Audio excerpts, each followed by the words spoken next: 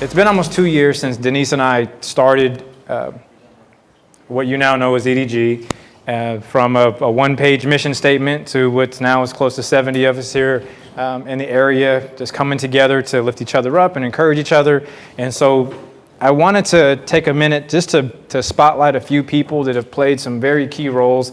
And don't get me wrong, every single member that we have has added so much value to what our goal is or our mission. And so this is not a matter of these are the most important people in our organization, but there are some people that have just played a very specific role, and so we want to take a minute to acknowledge them. So I'm going to pass the mic over to Denise, and she can tell you about our first recipient. For Amy. First of all, I wanted to highlight our members. If you are a member, please stand.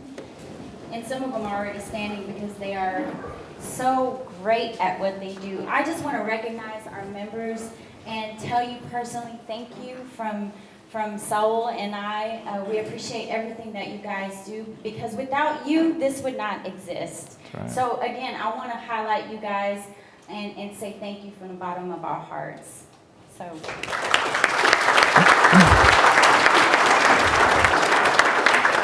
that being said, I wanted to highlight one person in particular that has blessed me tremendously.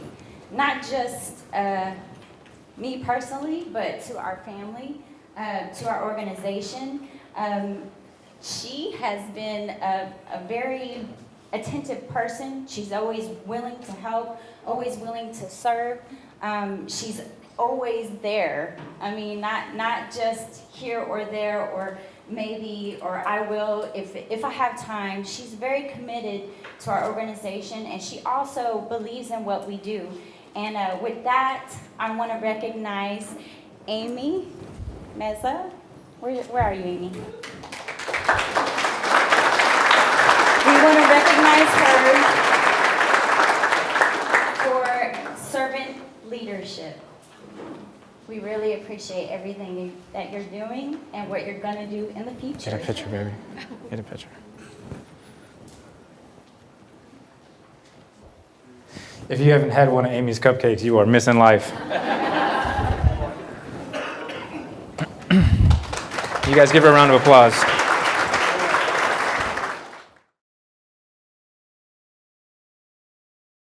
The next individual that we wanted to spotlight has been with us since, I think, the very beginning, when it was about 4 of us.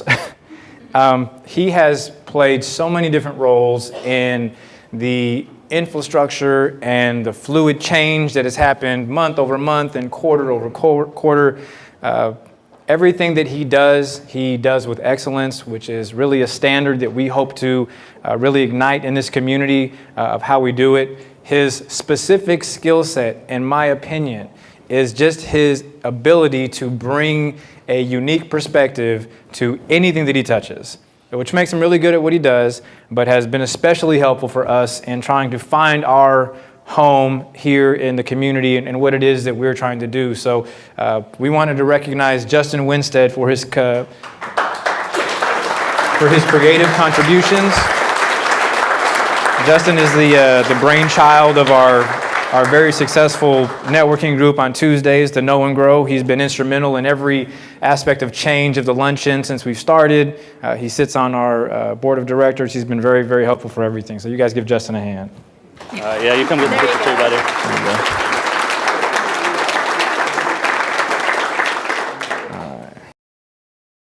go. The next 2 I want to bring up together, although they do different things, there are very similar character traits that they both have and that they bring to the organization.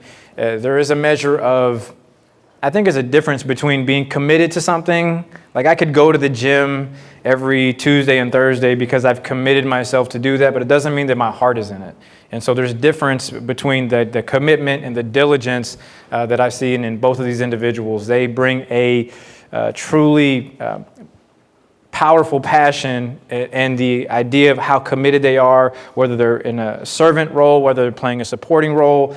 Both of these men have been just great stewards of the brand that we hope to really push in this community. So I wanted to bring up both Lee Fox from Rapid Software and Derek Baker from US Code Pro. So you guys come forward here.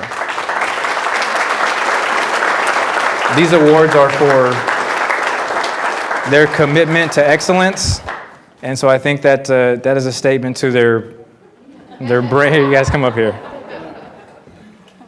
Come on, baby. Turn that way for me. Let's get a picture. Yeah, that's a good idea.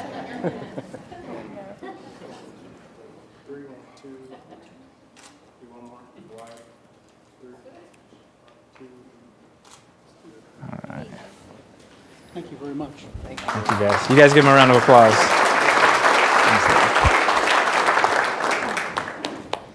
The next award we want to give out is a very special person. He has been here since literally day one. I think we had maybe just us as a member in him, you know. So I really want to highlight this person. He has helped so many people in the community, inwardly as well as friendship in their business. And I know that, I'm trying not to cry. He's a very strong person, and I had the privilege to meet his family, and the things that he does to impact people's lives is forever changing and evolving. And I know that with his strength and with what he knows, I know that he's going to go far in whatever he does and whoever he comes across. And this award goes to Ed. Character and integrity. It's for character and high integrity. Gonna make me cry. Give me a hug. Sorry. Me too. Can I give them?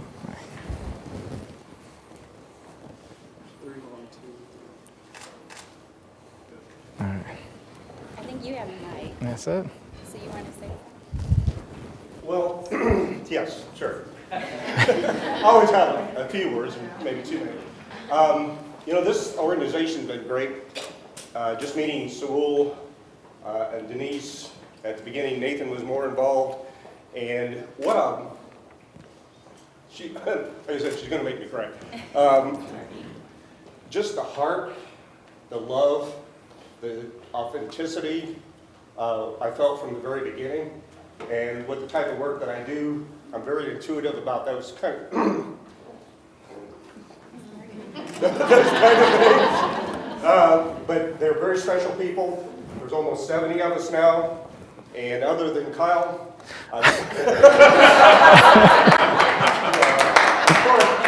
Kyle he gets picked up. Well, so, Do you know is Pierre here yet? He's all the way in the back. He's all the way in the back, yeah. Okay, tell him to come to the front, please. Went through major surgery, 19 days in the hospital, and of all the networking groups, Empire was the only one that had people come and help take care of my family. Thank you very much.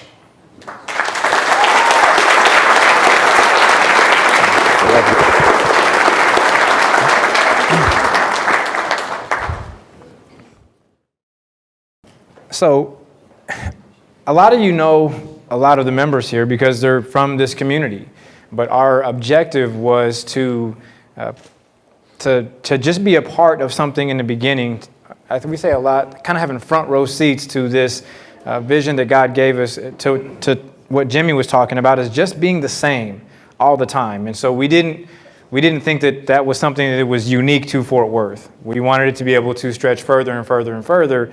One of the first people to grasp that vision from a whole nother state was a gentleman that was working on his transition from his full-time job to pursuing his dreams of being an inspirational and motivational speaker. Denise and I had an opportunity to meet with him at a conference out in Connecticut. We were both there to see someone that we both admired and respected, Eric Thomas, at one of his conferences, and we just kind of hit it off, and we told him initially this is our thought, and this is what we want to do. And he was so passionate about wanting to be involved. What can I do to support you guys? What can I do to help? And I said, well, really, we have office space and, networking stuff, but you're so far away, I really don't know. He said, well, I want to be a part of that. I believe in what you're doing. I want to get behind you guys. And he started doing his podcast. He started doing his YouTube channel. He's come down here and talked to schools. We were at Trimble Tech last year with this gentleman, and just the way his passion to impart into kids, just like he does in corporate America. He's actually going to be speaking today at Hope Farm in Fort Worth. He just has a big heart for the youth. He has a very powerful message of overcoming challenges in your life. And so we just wanted to acknowledge Mr. Pierre Evans for the Purpose and Passion Award for 2016. So Pierre, come on up here. Pierre landed at 5 o'clock this morning from Arizona. So I appreciate you, bro. Here you go, bro. Man, this is weird, right? Just because there was a time in my life where nobody believed in me, like just sleeping in the cars, being that high school dropout, homeless, running the streets. And I said to myself, man, I got to do something the way I just believe in everybody. Like, I don't care who you are, what you do, but I got to make sure that I'm able to pour into you, because no one poured into me. And when someone finally did, I noticed my life made a complete 360. Saul opened the doors and got me out here in the Fort Worth and doing some work. Man, him and Denise, I got a lot of love for them. So I just appreciate everything they do. And even though I'm out of state, I just love the ability to be able to support what they do just because they pour into people. So I appreciate y'all.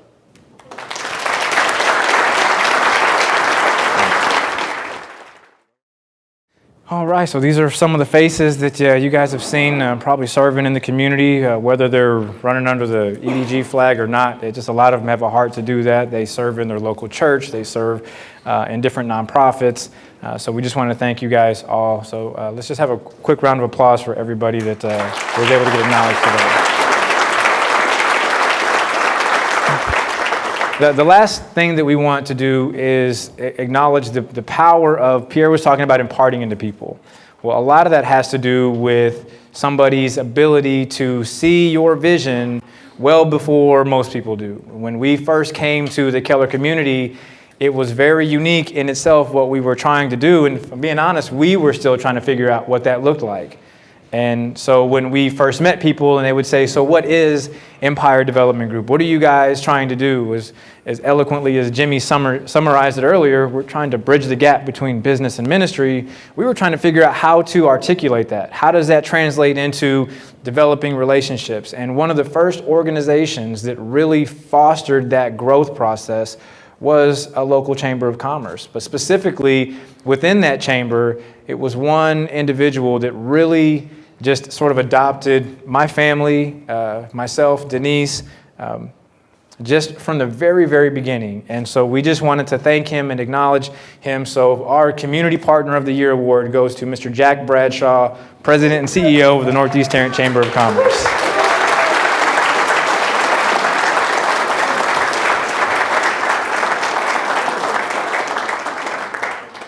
Wow, that is beautiful.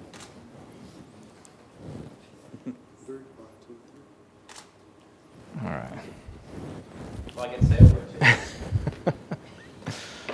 Well, it's funny thinking back. And first, I just want to thank everybody from Empire Development Group. What a great organization that you guys have fostered. You guys are tremendous. You're doing great things in the community. Also want to thank some of the Northeast Tarrant Chamber members that are here today. You guys, 2 years, for 58 years, we've been contributing to the community, and so this means a lot that you would recognize us. And it's funny because there was somebody at the chamber who's no longer there, Belinda, who came to me one day and she said, hey, we've got this new member called Empire Development Group. And I said, well, what do they do?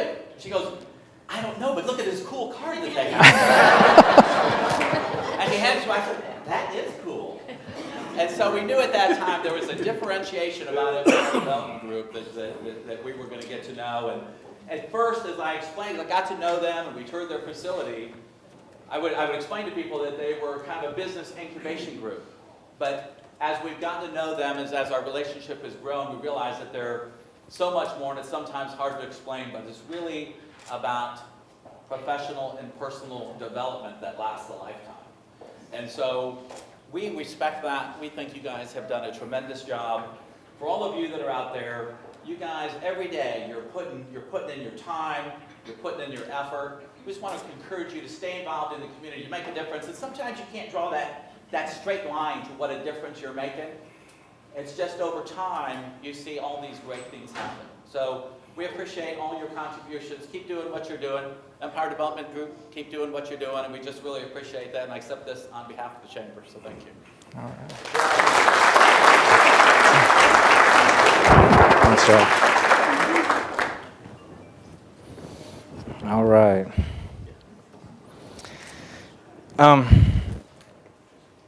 I really enjoy just being able to come together to do this, and so I hope you guys have had a great lunch. I know Tyler does his thing, but one of the key components that we always say is that anytime we assemble, there will be a impartation of information that you can walk away with so that you are at least a measure more intelligent than when you came in the door. And so we really pride ourselves on the quality of content that we bring in. So we are very honored today to have somebody with such high standards, such depth of knowledge in his specific skill set. I've heard Eric give just brief nuggets about what he's going to present today, and so I'm personally excited. I can't wait to get my notepad out and take notes.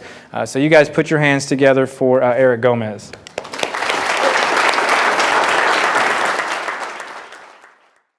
So the title of it is What You Need to Know About Your Prospect's Buying System. Okay, so how does your prospect or client see you, right? What do we think is more important? The way you see yourself on a sales call, a business development call, or the way your prospect sees you on a sales call or business development call? What's more important? Prospect. Okay. So I will challenge you that it's yourself. Okay? I'm sorry. Yes. I'm sorry, guys. Sure. What's more important is the way your client sees you. Okay? And there's a couple of different ways that they can go through and they can see you, right? They can see you as a vendor. They can see you as a solution provider. They can see you as a consultant, as a business partner, and even as a trusted advisor. So as a general rule, do we want to be seen towards the top or towards the bottom of that scale? General rule. Top, right? Okay. So when we think trusted advisor, what are some professions that we think of when we hear the word trusted advisor? Financial advisor, doctor, right? Pastor, counselor, okay? So what do you think happens if you're seen towards the bottom of that scale? If your client, your business development call, they see you as a vendor, as a solution provider, what do you think is going to drive that sale, that business development call, the overwhelming majority of the time? Price, right? Fees. Price for fees. Okay? So how are you positioning yourself to be seen as that trusted advisor or as that business partner? Okay.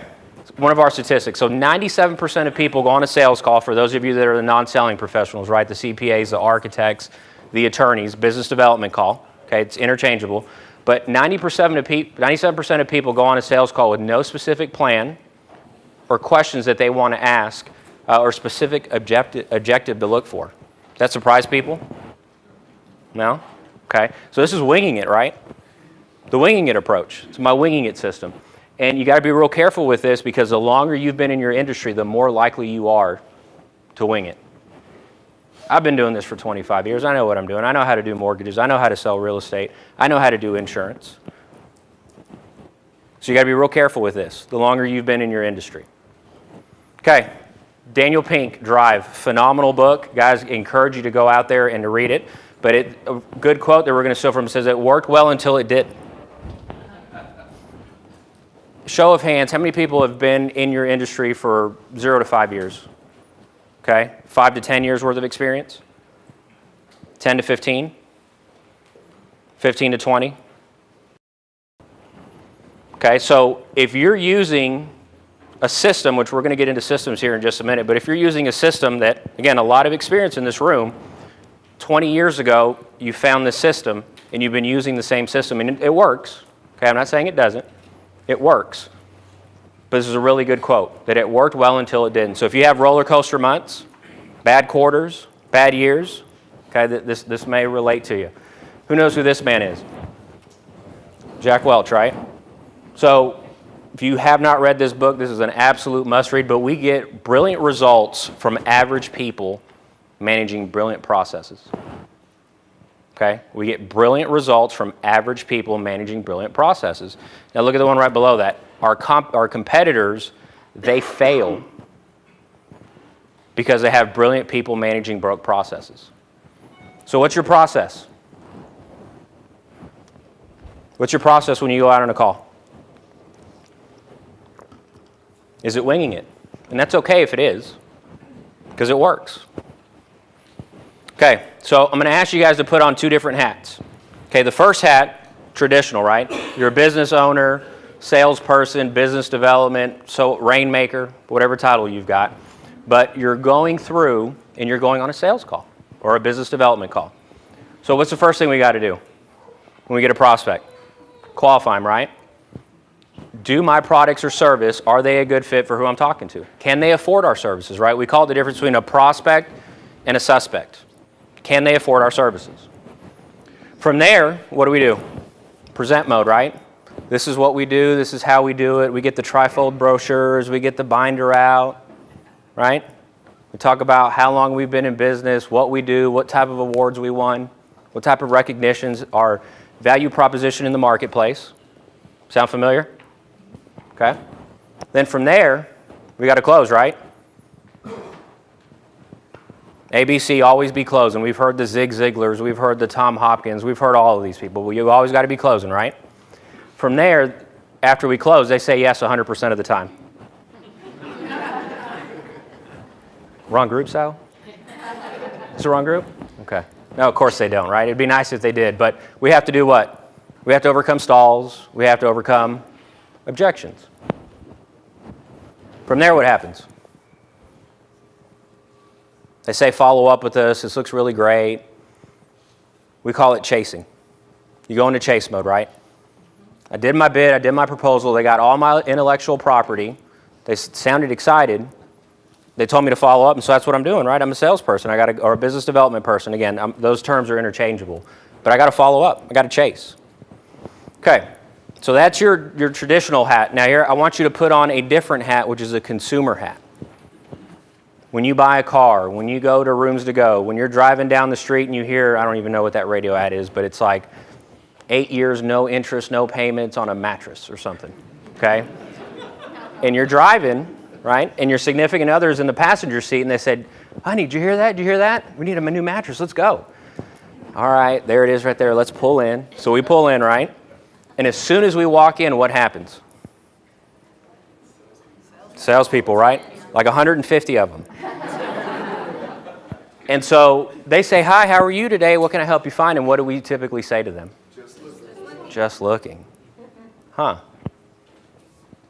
Interesting. So we're liars now. Is that what's going on in here? Of course not, right? Because when you think of a salesperson and you think of the general public, are they seen as a trusted advisor?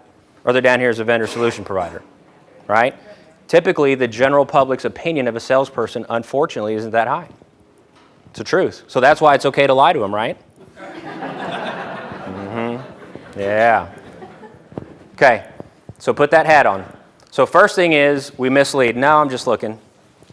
I'm just looking. Knowing darn well your spouse just told you to pull in because we heard the radio advertisement and that's why we're here, but it's okay to lie. On occasion, though, what happens? On occasion, they act excited. We act excited. Oh, yeah, we heard the advertisement. We want to come in here. I'm looking for this type of car. I need this type of rate, or I'm looking for this type of fill in the blank, right? The next step in the process is to steal expertise.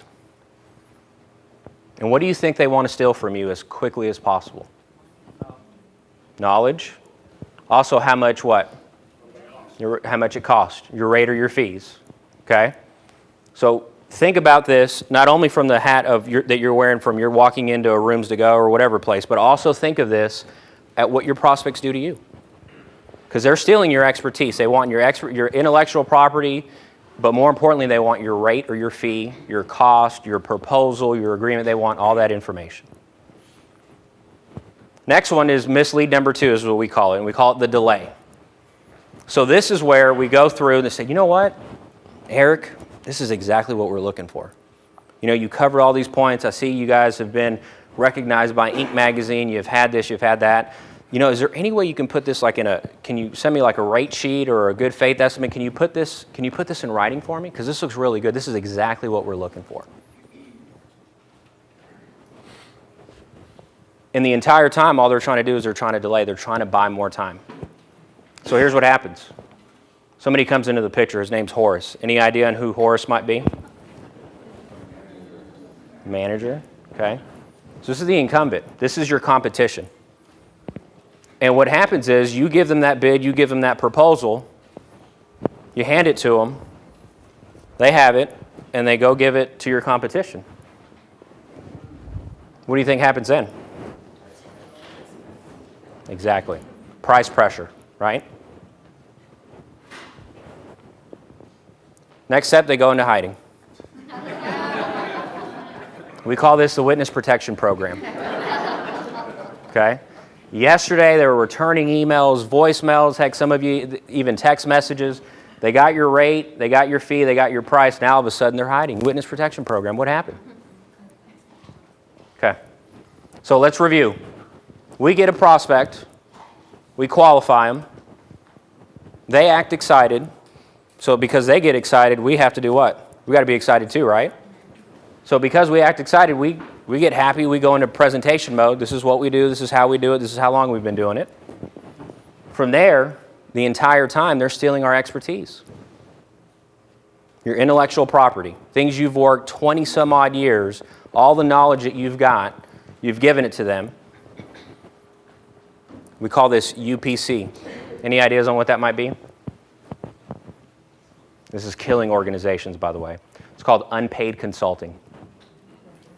And it's killing organizations, and it's killing, and I'm sure it's not the people in this room, but there's people that are out there, they do so much unpaid consulting, and it's killing their organization. Okay, from there, after we've done our unpaid consulting, we do what? We got to go for the close. Got to do it. We go in for the close, and they say, whoa, this looks great, but I got to talk it over with my spouse. Or for those of you, yeah, I got to give it to the board of directors, and I got to talk to them about it. But this is great. This is exactly what we need. I mean, I wish we would have found you months ago, because this is exactly what we need. We go into chase mode. We'll follow up with you. When would you like us to follow up with you? Well, why don't you follow up with us next Monday? So Monday, 1 o'clock rolls around. We're sitting there. Our palms are sweaty. We pick up the phone. We call them. And what do we get? Voicemail, right? We get the voicemail. So we leave our voicemail. Hi, this is Eric. I know you told me to follow up with you, yada, yada, yada. Okay. In between this, we call this Hopa Hopa land. Told us to follow up, right? Forecasting that. That's in our pipeline. Oh, yeah, I'm going to have a great month next month, right? Yeah. From there, we're in chase mode, and they're in the Witness Protection Program. They're hiding. Okay? So that's traditional. What we do at Trust Point is we teach people that have frustrations around some of the stuff I just covered. And it's our non-traditional selling system. Okay, so I'm going to give you from an extremely, extremely high level that system. So here's the first part, pattern interrupt. So if I say Marco, most people say what? Right? Marco Polo. That's considered a conditioned response. So what are you doing to interrupt patterns? When you get a phone call, when you get a referral, what are you doing to interrupt the pattern? Because as soon as we say Marco as salespeople, they say what? Polo. How many people in here do cold calling? Okay, got some cold callers in here.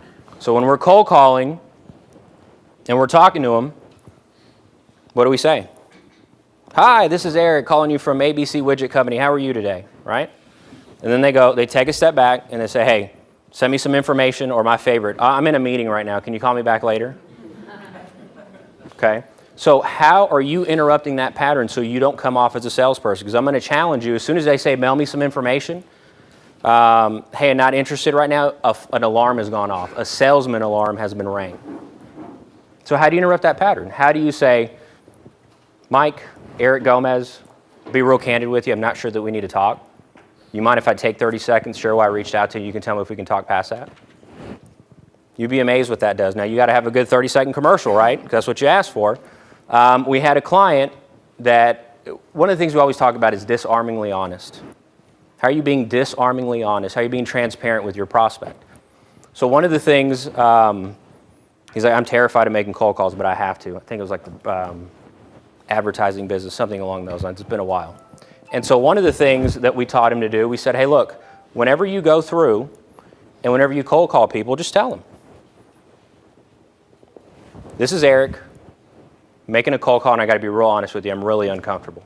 Do you want to give me 30 seconds, or do you just want to hang up now?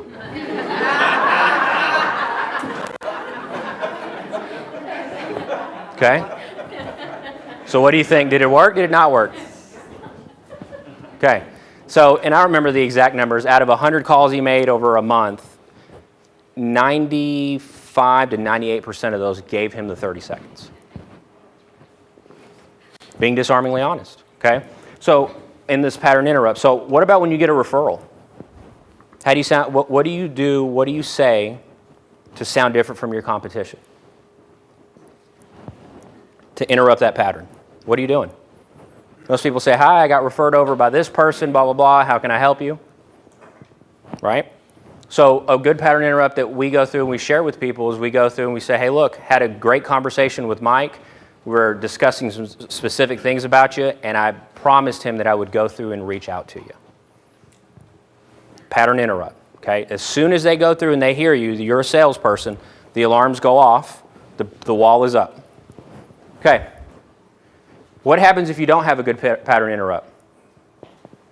They mislead you, right? No, I'm just looking. Oh, we're just shopping. We're okay. Okay.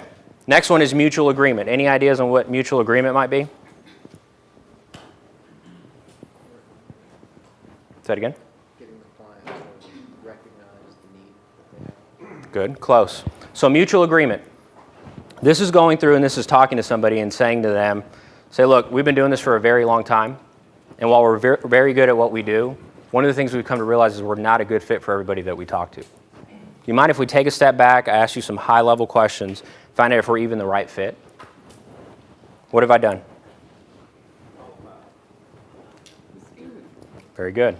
Okay, so I have an agreement, few minutes, have a conversation, and what have I done? I said, hey, we may not be the right fit. Even though we're very good at what we do, we may not be the right fit for you. Next one, reasons or emotional impact. Okay, so most people, they go through, and this is features and benefits land for them. And I will challenge that a lot of people in here, you have been using features and benefits, and you've been using them over and over. And again, it works, okay? It works the majority of the time. But you're casting this net of features and benefits, and what your client is doing is they're finding their way into your net. Reasons are, we consider this pain in our world, right? So emotional, compelling reasons for them to take action. How is this impacting them from an organization standpoint, or if you're B2C, how is this impacting them personally? How is it impacting them personally? What is keeping them up at night? Why is this solution that you have, why is this going to help them sleep better at night? That's what this is. Budget. Why is budget important? I see some smiles. It's not. Everybody can afford it, right? Yeah. So we got to make sure that we can ROI it for them. And we got to make sure that what we offer is something that works, that fits for them. Okay? Next one, decision process. Why is this important, guys? Why is decision process important?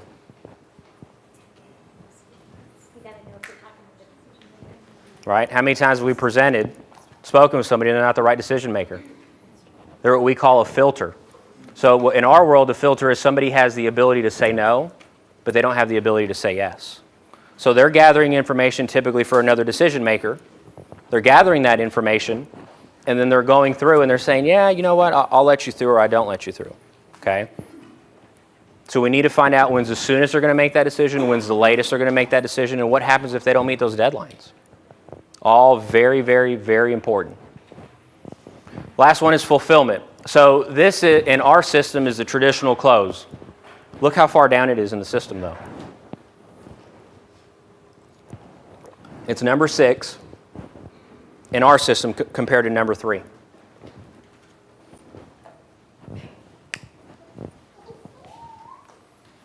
Last one is post-sale. So post-sale, how many times have we had somebody that's had buyer's remorse? Maybe they canceled, they backed out at the last minute. You got a verbal agreement from them that they were going to go through and they were going to move forward with you. And then all of a sudden, you get that phone call and they backed out. That's what post-sale helps you with. Okay, it helps you with going through and helps prevent buyer's remorse, referral processing, and strategic account management. So when you go through and you take people and you walk them through it knowing that they have to speak to another decision maker, which you just found out after they sign paperwork or right before they agree to sign paperwork, how are you going through and how are you putting them in that, we call it passing the baton of power. So how can you go through and how can you talk to them and say, hey, look, I know you got to talk it over with Jane. So when you talk to Jane, what do you think you're going to say to him? And you, in essence, go in there and you role play that conversation with them. So the first time they're having that conversation isn't with Jane. They've already rehearsed it with you. So what do you think are going to be some of Jane's objections? What do you think she's going to say? Well, I think she might have an objection about this. Oh, that's interesting. What do you think you'll say to that? Okay.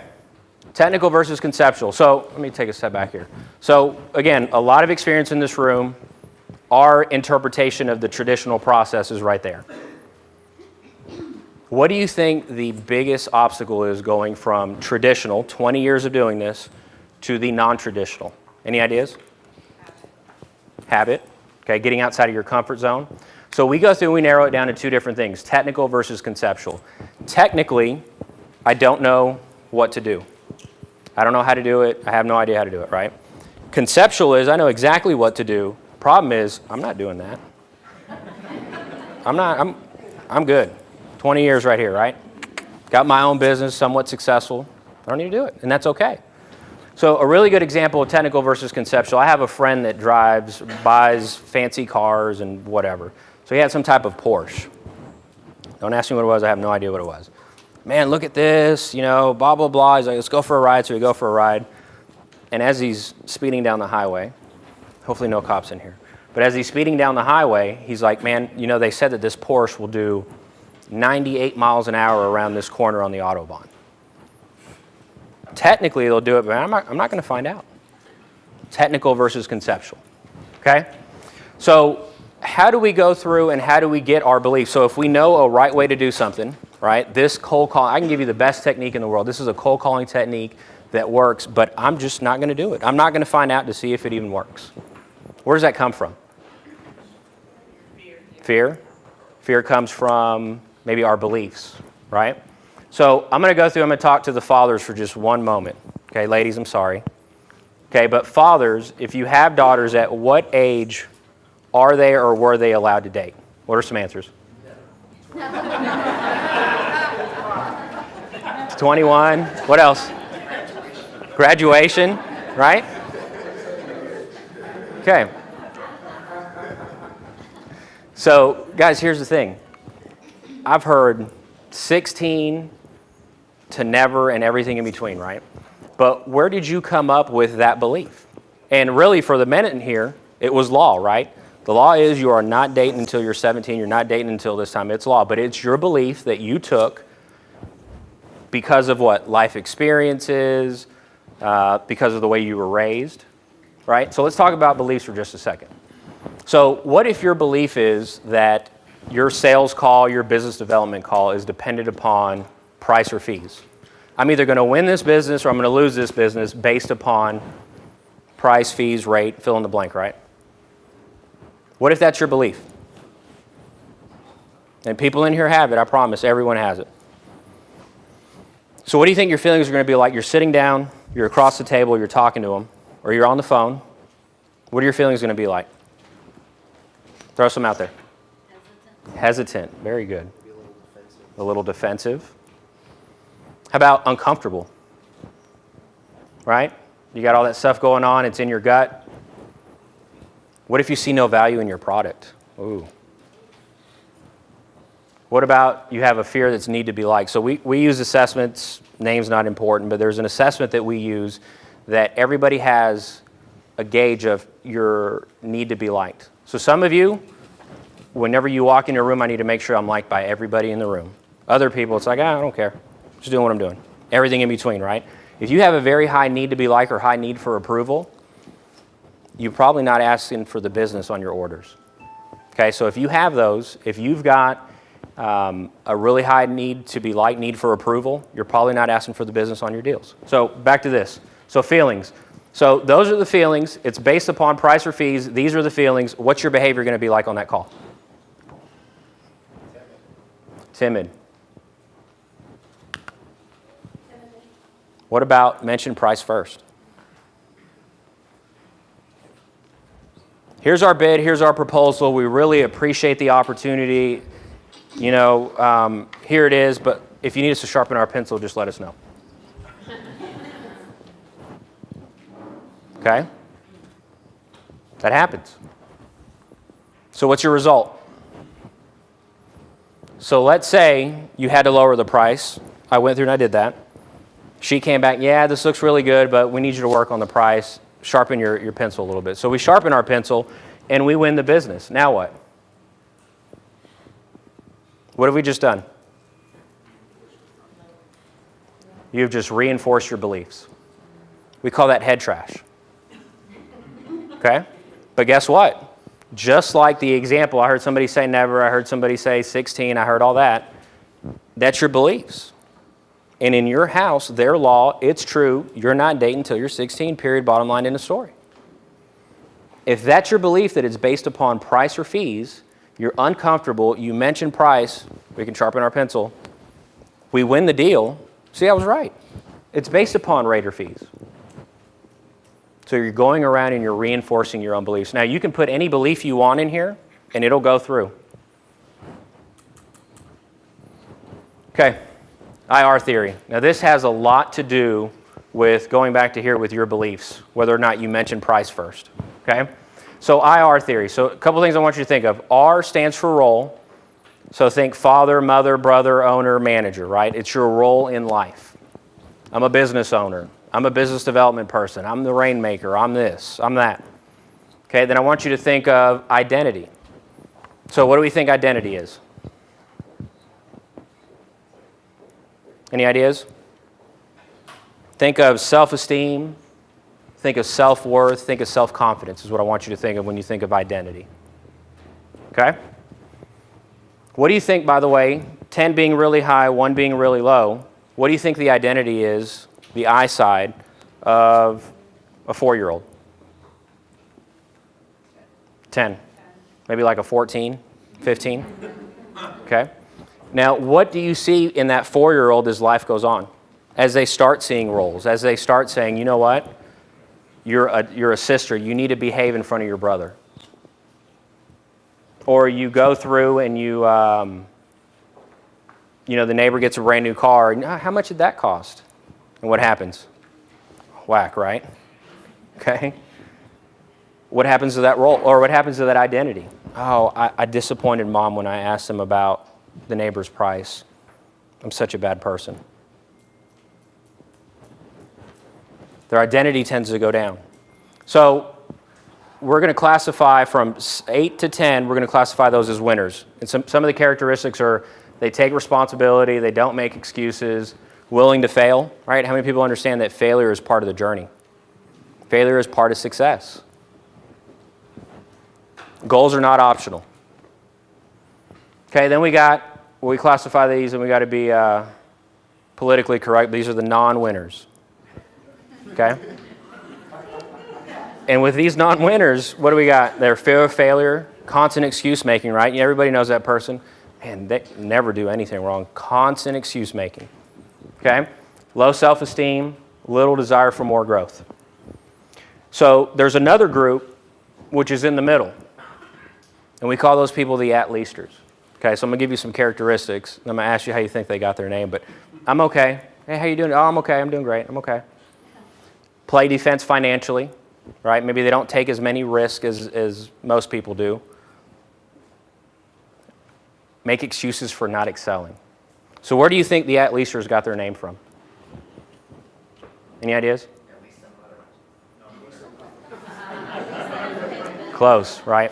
Hey, I may not be doing as good as these people over here, but at least I'm not as bad as these people over there. Okay? Comparing themselves. So when you think of identity, right, there's a great saying by Zig Ziglar that says you cannot consistently perform in a manner that's inconsistent with the way that you see yourself. You cannot consistently perform in a manner that's inconsistent with the way you see yourself. So what if you see yourself right as a 6? It's a nice safe number, right? Not too high, not too low. And you see yourself as a 6, but then one month you just crush it. I mean, you have an awesome month, or you have an awesome quarter, and you perform at a 10. I mean, that was such a great month. That's one for the history books, right? But then what happens? What happens the following month or the following quarter? Right? We go through, maybe we don't go to networking events, maybe we're not going through, we're not following up with people the way that we should be following up with them. I mean, you fill in the blank, right? But then we start performing as a 2, but we see ourselves conceptually as a 6. So what happens? I may not be that good, but at least I'm not as bad as these people over here, and you get your hiney in gear, and then you start performing within your range, within your 6. So if you're having roller coaster months of activities where you're great months, low months, great months, low months, great months, low months, you need to work on the right end of the problem, which is not the role, okay? Not the technique, not the great cold calling script, not the this, not the that. You need to work on the self-esteem part, on the identity part. Up and down, inconsistent, there's a problem on the I side, not on the R side. So we call this comfort zone. You're adjusting. I'm not that good, definitely not that bad, so you continue to adjust up and down, up and down. Whole life you're going to spend as a 5 or a 7 unless you're working on the right end of the problem. That's also why we found, for those of you that have gone to one-day boot camps, or you go to sales training, or you do whatever, we found that 85% of that stuff fails because they're working on the wrong end of the problem. You need to be working on your self-esteem side.